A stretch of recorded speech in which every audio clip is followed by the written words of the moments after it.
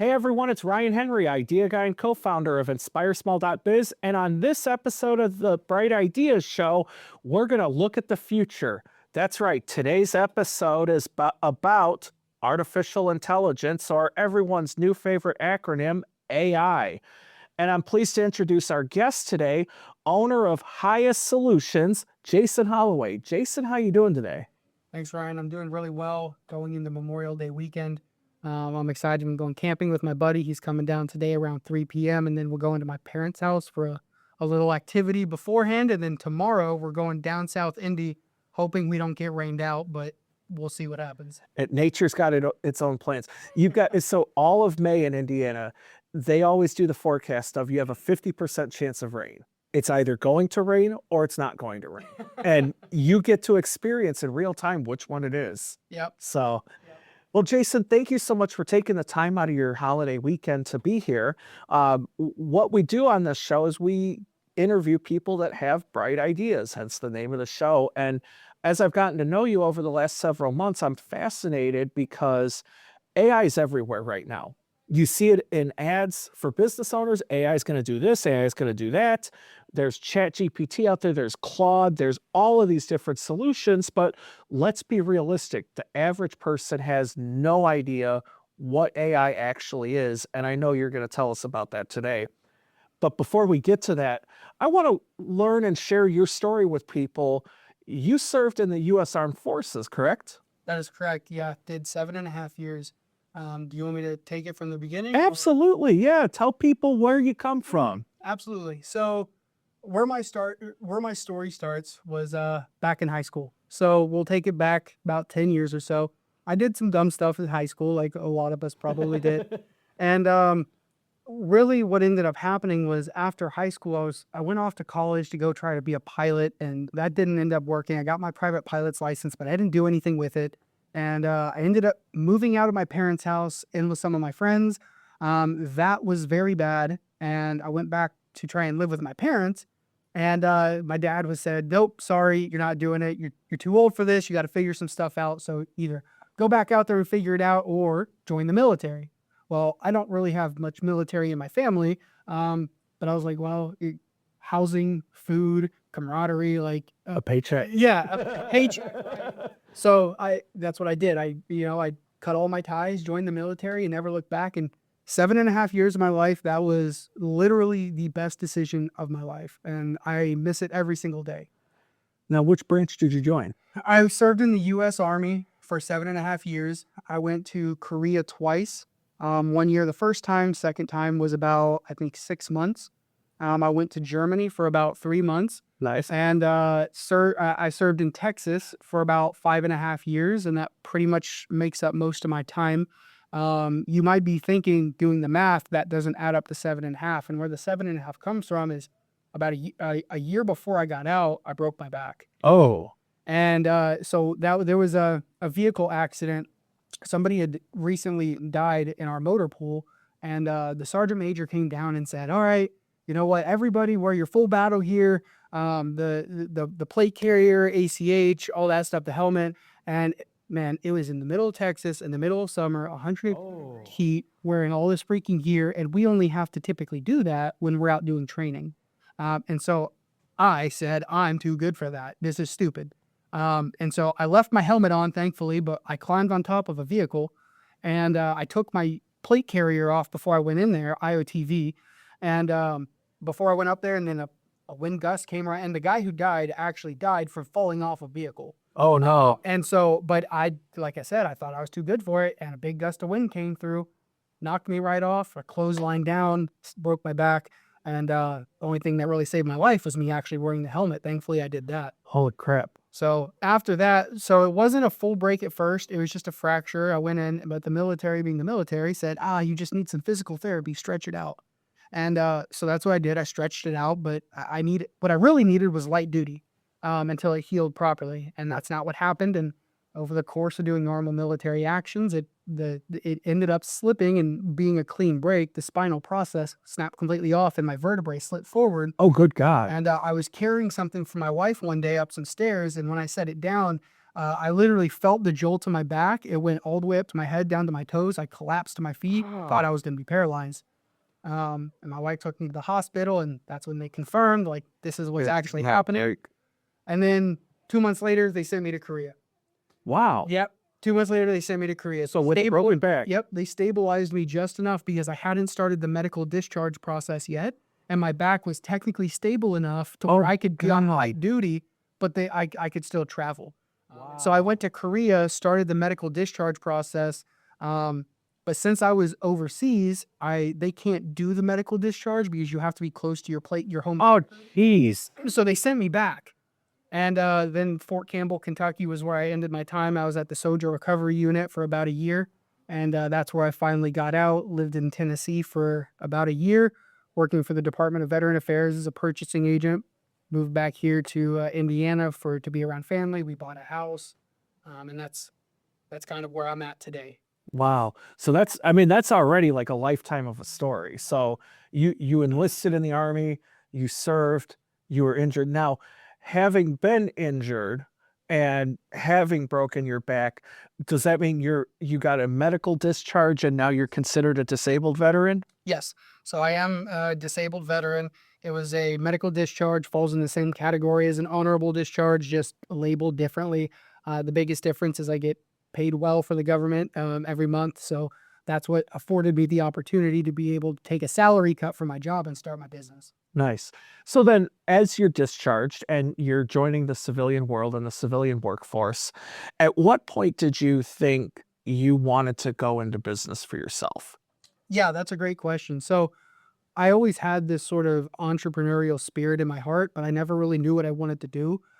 I knew I wanted to do something with my hands. I like physical labor work. It was something in home services. I didn't know what it was, but I knew my mom and my dad had worked in window installation their whole life. Okay. I was very familiar with it. I did house remodeling several times in my past in my the Army. Get paid buku bucks in the Army, so I did some side work, and it was usually like landscaping or house flipping or whatever, doing renovations. And so I always wanted to do something like that, but because of my injury, I was like, well, it kind of cuts me out of all the labor jobs. Right. And so I was a desk jockey. And so how I transitioned into that was I was working for the Department of Veteran Affairs. And last year, Trump came in and said, Big Daddy Trump came in and said, hey, we want to slash the federal workforce in half. And so I was on the chopping block, and I was at the lowest level. I was a GS5 at the time, which is like the lowest entry. You can go down to 1, but like entry that I was making like 26,000 a year or something. It was nothing to write home about.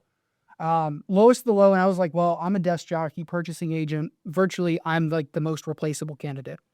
So I was very self-aware. And he said, if you resign now, we will give you payment, full pay, full benefits up until September 30th, starting March 1st to September 30th. So you had So 6 months paid. 6 months paid. So I said, I'm on the chopping block. I'm not satisfied in life. I want to start a business. Now's the time. Nice. And that's when I took the leap.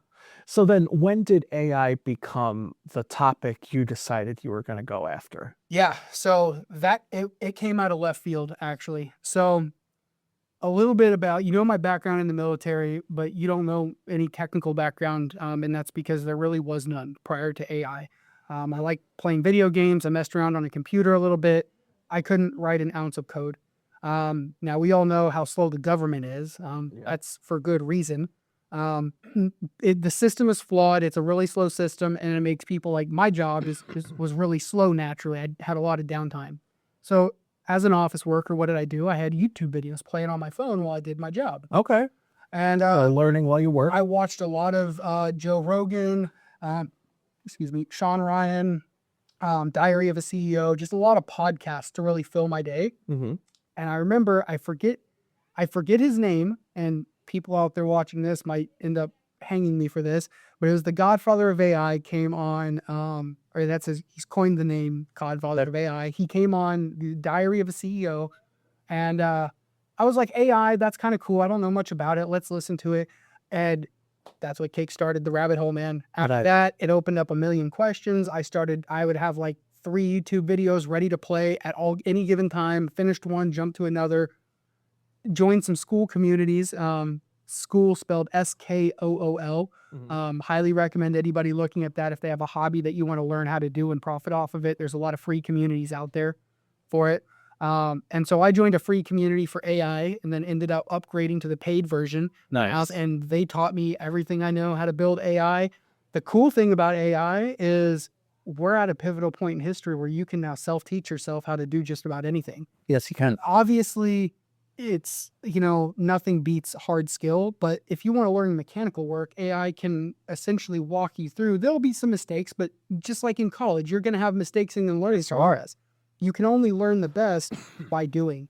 And so that's what I did. I worked a day job and then came home, learned about AI, tinkered around. And what ended up happening was it started consuming every waking moment of me.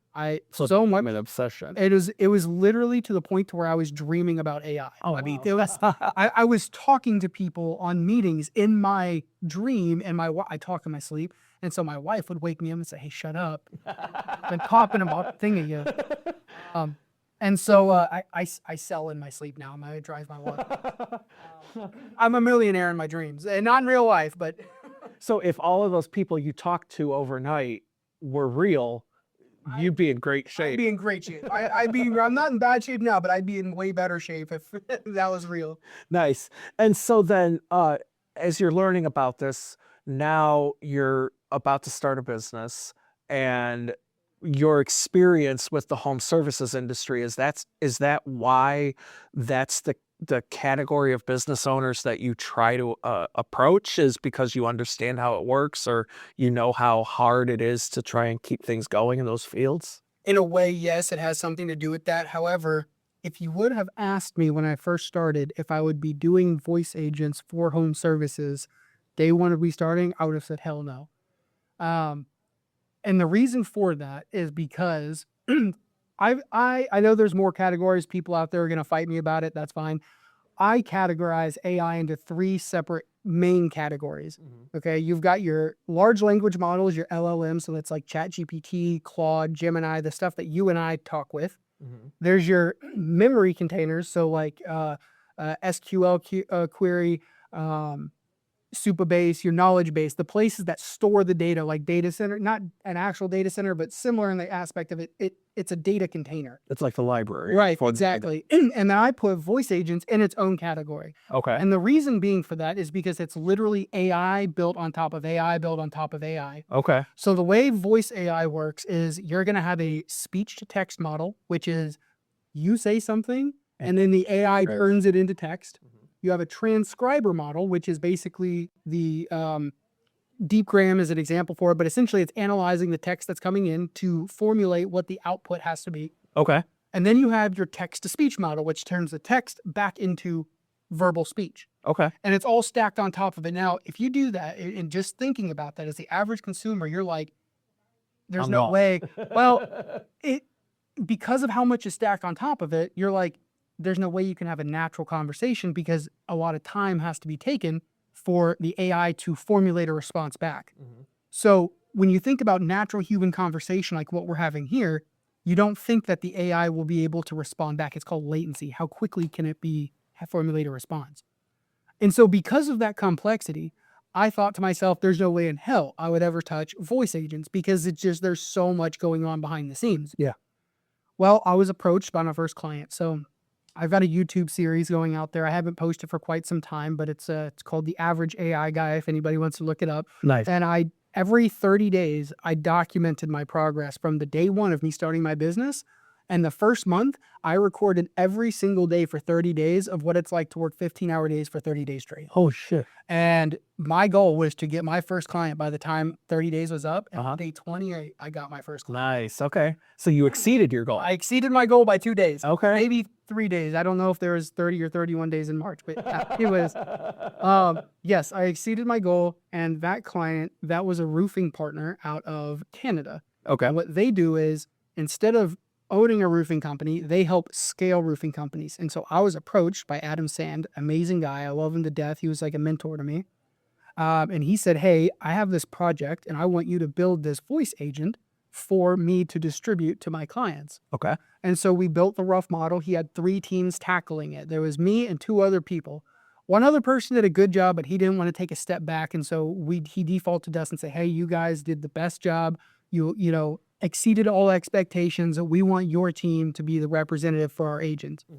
And so then he started funneling us clients. And I think last year I made a little over $30,000 just working with that one customer alone. Nice. And so in my mind, I thought, well, this is the model. This is the business model, right? Find somebody that a distribution partner, and then just have them. Well, what ended up happening was they were taking like 60% of the profit that was coming in, and so my team and I were only getting paid like $1,200, $1,500 per build, which is, you know, it's okay, especially starting out, like never having my clients before. But I knew they were selling it for $4,500. So they were making a lot of profit on your hard work. Exactly. Well, granted, I'll give it to them. They did the marketing. They were dealing with the customer service. They had an entire business model with several people for salaries that they had to cover. So like, I understood it from a business point of view, but from my own personal point of view, I said, well, I want 60 more %. Right. You know, what the heck? Right. I have developers that I need to pay. My time is going into these meetings as well. So how do you distribute $1,500 across 80 hours of hard labor work? Right. And it just wasn't very feasible. We were getting paid essentially pennies after all of the hard work went into it. Yeah. And then there was continuous maintenance and upkeep, and we didn't have a maintenance agreement in place. So I was doing maintenance for pretty much free for almost a year. I just recently cut off their maintenance about a month ago. Okay. And I was taking care of over 20 agents that we had built for them just myself. Oh my God. And so that became very taxing. And so that's kind of how we led into where we are today. We severed the model. They went their own way. They brought on a CTO that was in it for profit shares instead of one-time payments, which from a business point of view, I understood. Right. Now, the downside to that customer was that without me knowing, and me being the ignorant early business owner I was, you don't know. Exactly, I got myself into a non-compete. So now I've serviced 20 different roofing clients that I cannot call my own clients. I don't have case studies on. I can't go and ask for testimonials on them. Well, I have case studies, but we don't have testimonials.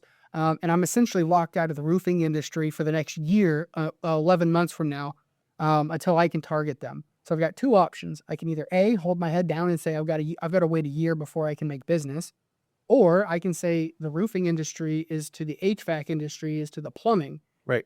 They're clearly different trades, but the core operational process at the heart, how they acquire customers, how they follow up with customers, how they interact with customers, are virtually the same thing. So I said, you know what? We're not going to wait for this thing help me with the word. No, the non-compete. Yeah, we're not going to wait for the non-compete to expire. We're going to go and figure out and tap into our own industry. Well, so let's talk about that for a minute. So a voice agent. So this is an AI that answers your telephone. Yep. Customer calls. Hello, this is Acme Services. What can I do for you? And the home services industry, people usually call you when they have a problem now. Like, let's say in the HVAC world, it's 10 degrees outside. You found out today your furnace doesn't work. Or it's 90 degrees and your air conditioning doesn't work. Or your toilet's just vomiting everywhere and you need a plumber. In the middle of winter. Yeah. So these are people that need action right this second. Yes.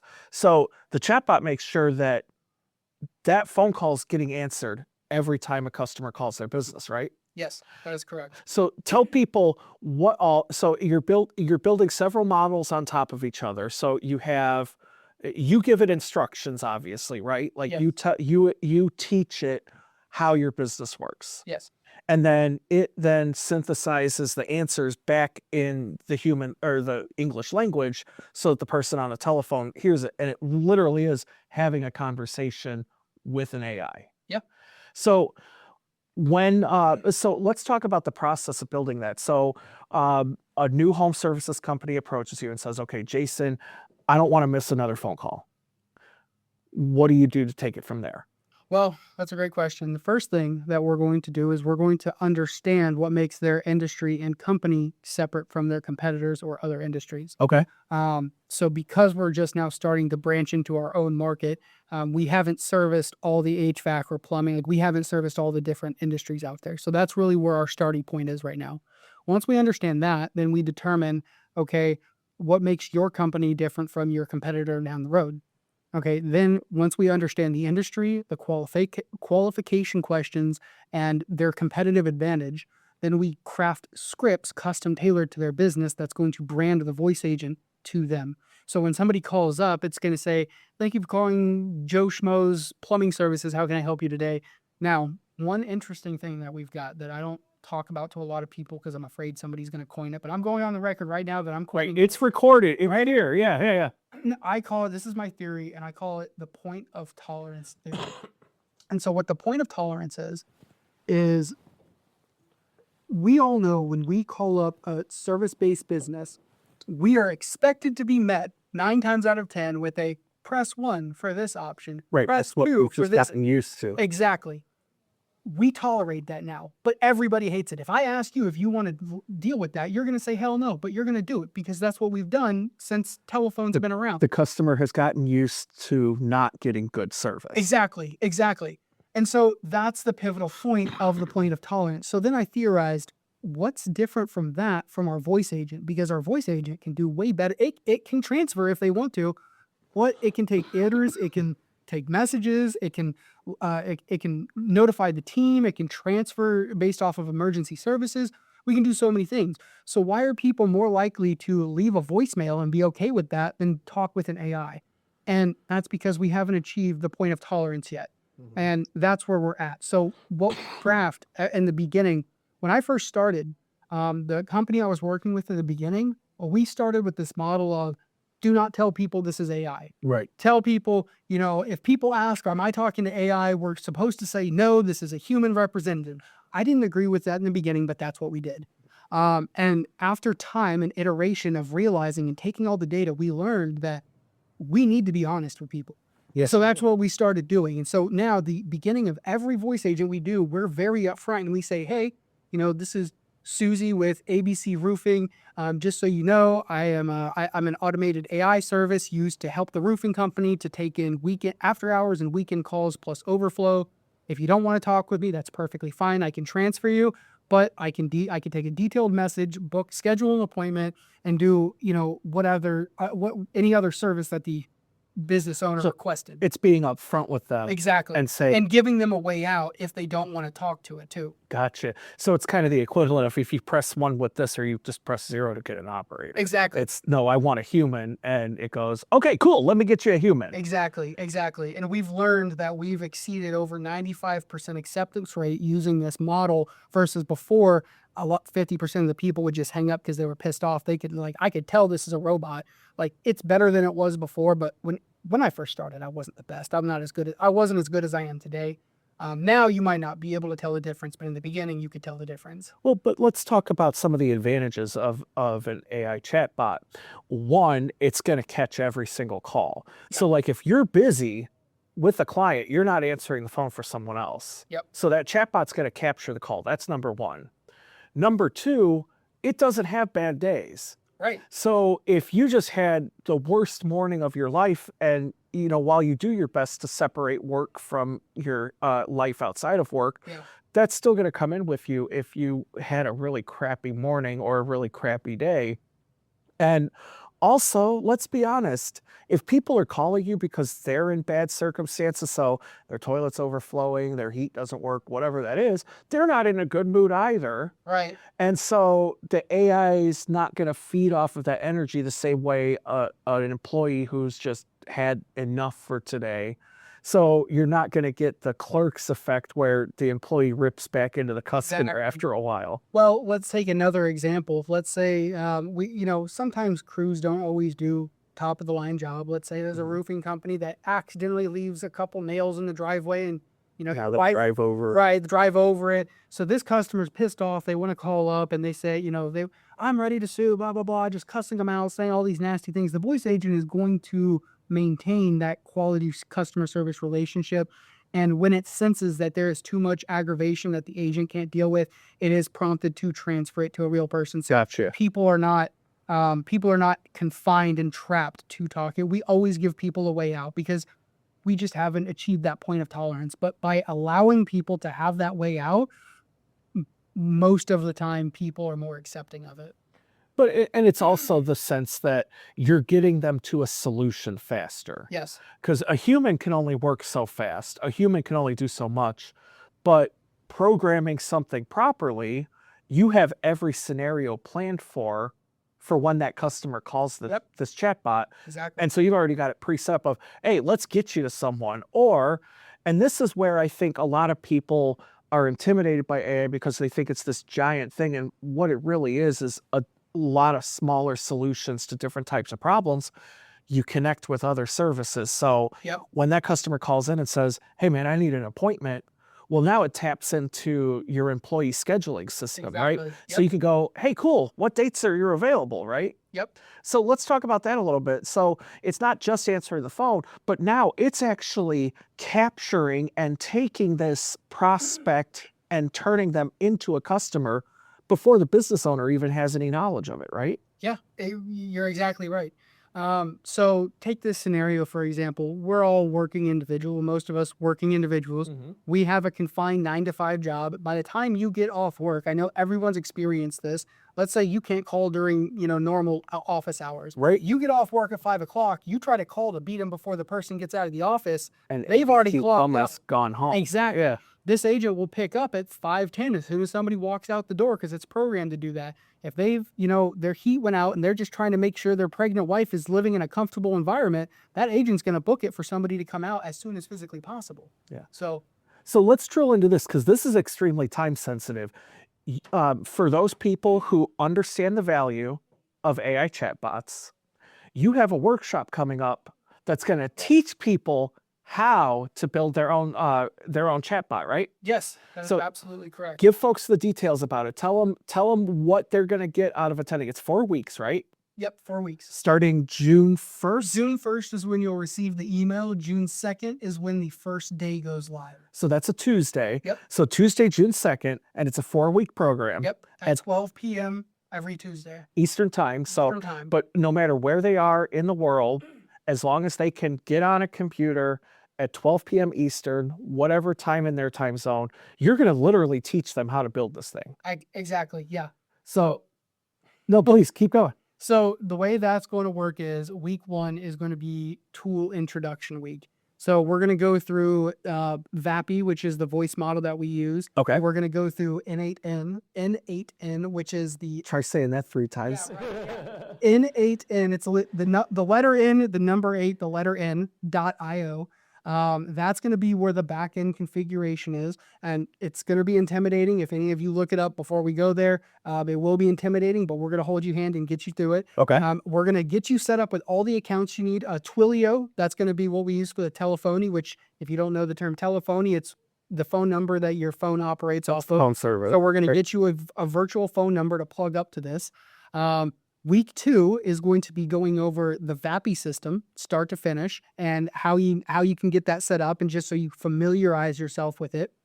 Week 3 is the deep dive on N8N, and then week 4 we're going to get all your tools set up. So we're going to have it book into a Google Calendar. That's the easiest, quickest way to do something like that. Everybody's going to have a booking voice agent by the time they're done, but that's just the tool. Week 4, we're going to put it all together. Okay. So this part's all going to start to make sense. Week 2, you're going to have a working voice agent that you can test and play around with.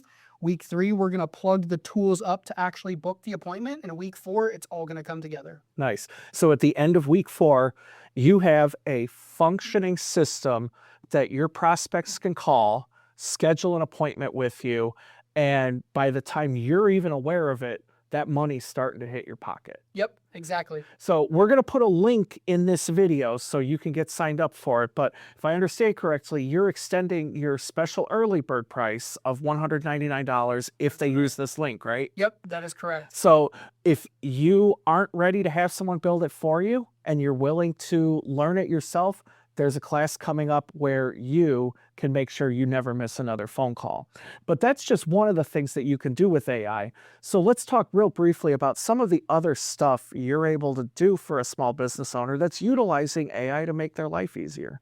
Yeah, so that's a great question. So it's a hard topic to get into because there's literally so many things. It's like Some of the other things are SEO, everybody's talking about that, how to optimize your Google business profile to get more views on there, how to optimize your website.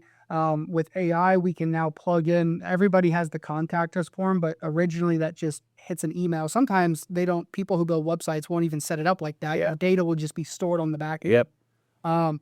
But we can set it up to where AI will capture it through a form. It'll be pushed to it. We can log it into your CRM.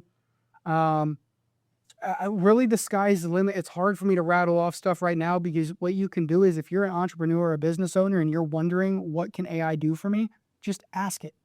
I tell everybody all the time, the only prerequisite you need to have to build with AI and work with it is simple curiosity.